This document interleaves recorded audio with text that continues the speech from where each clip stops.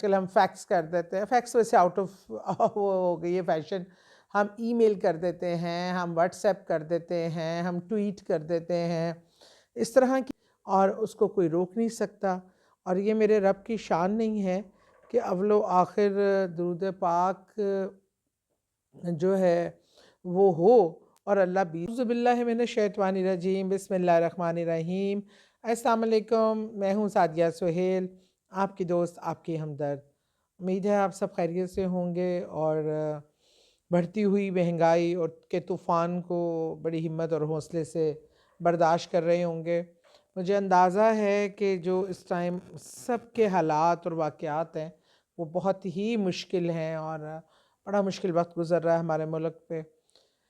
اور اس کو برداشت کرنا اور اس میں اپنی ضروریات کو پورا کرنا ایک ناممکن ٹاسک بنا ہوا ہے. اور ہم بے شک ہمیں حالات کو بہتری کے لیے اپنی کوشش، اپنا ایفرٹ، اپنا پورا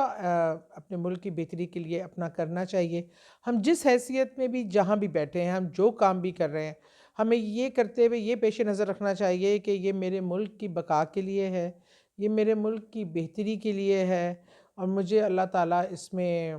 کامیاب کرے اور اپنا حصہ ڈالنا ہے ملک کی ترقی اور بہتری کے لیے، تاکہ آپ لوگوں کی زندگیاں، کیونکہ آپ نے اور میں نے اور ہم سب نے تو اسی ملک میں رہنا ہے، ہمارے تو کوئی اور ایسی جگہ نہیں ہے کہ جہاں ہم بھاگ کر جا سکیں. میرا ملک ہی میری زندگی ہے، ہمارا ملک ہی ہمارے بچوں کا مستقبل ہے.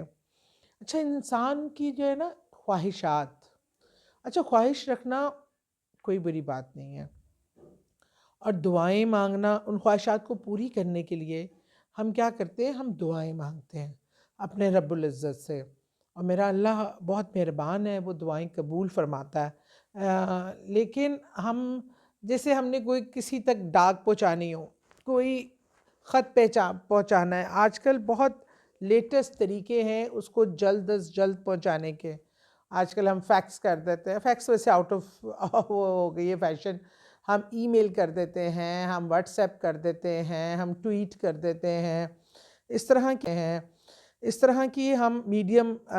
جو ہے وہ ہم اپنی زندگی میں اختیار کرتے ہیں اپنی پیغام کو جلد از جلد پہنچانے کے لیے. اچھا، لیکن ایک ایسا میڈیم ہے اور سب سے بڑے پلیٹ فارم پہ آپ کی دعا، جو بغیر کسی رکاوٹ کے، بغیر کسی کہ بھی پروٹوکول ہے، آپ نے کی پرمیشن ہے کہ نہیں، ان تمام چیزوں کے بغیر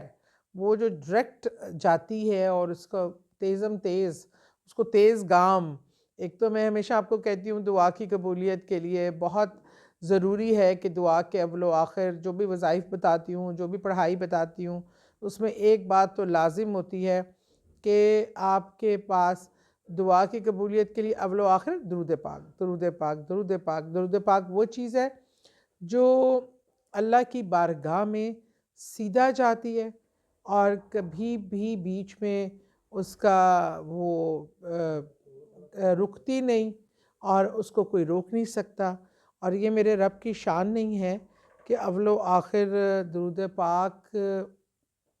جو ہے وہ ہو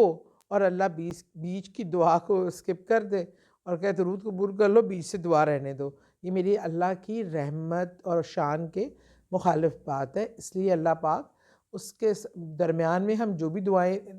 بیچتے ہیں یا جو بھی فرمائشیں کرتے ہیں وہ پوری ہوتی ہیں، ساتھ وہ بھی ایکسیپٹ ہو جاتی ہیں. بہرحال دعا کو اس طریقے سے پڑھنا کہ دعا جلد از جلد، کئی طریقے اس میں ہیں جس سے دعا فوری طور پہ بیماری کی حالت میں کسی بیمار کے پاس جائیں، اس کے لیے کریں. اس طرح آج جو میں طریقہ آپ کے پاس لے کے آئی ہوں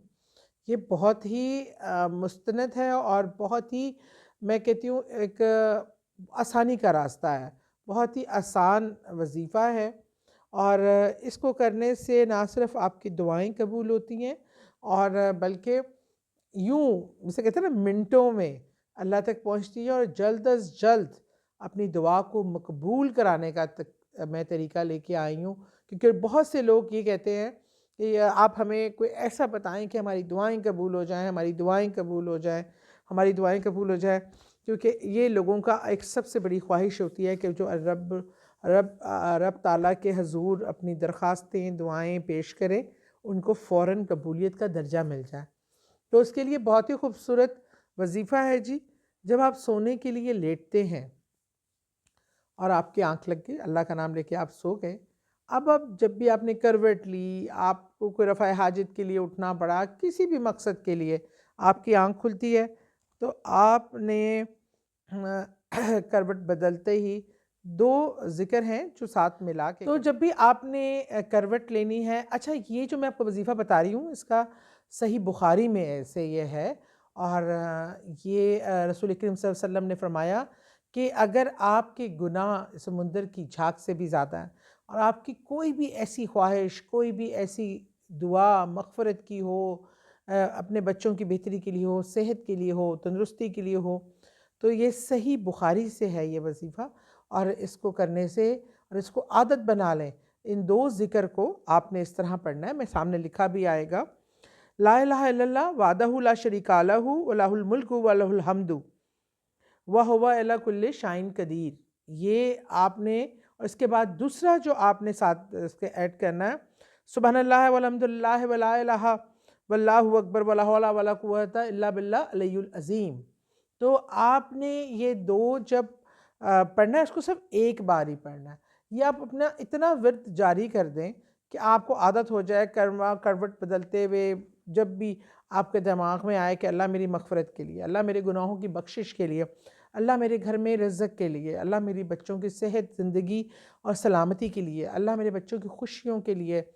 بچیوں کی شادیوں کے لیے، اپنے میاں بیوی کے ازواجی تعلقات کو بہتر کرنے کے لیے، گھروں میں خوشی خوشحالی، ان تمام چیزوں کے لیے اگر آپ اس کے ورد کو ایک بار صرف آپ نے یہ پڑھنا ہے، اور یہ اپنی عادت بنا لیں، ورد کو اس کو زبان پہ رواں کر دیں کہ جب آپ کی کروٹ آنکھ کھلے، کروٹ لیں، آپ یہ پڑھ کر کروٹ بدل کے سو جائیں، اور اللہ تعالیٰ آپ کی دعائیں قبول فرمائے گا۔ آمین۔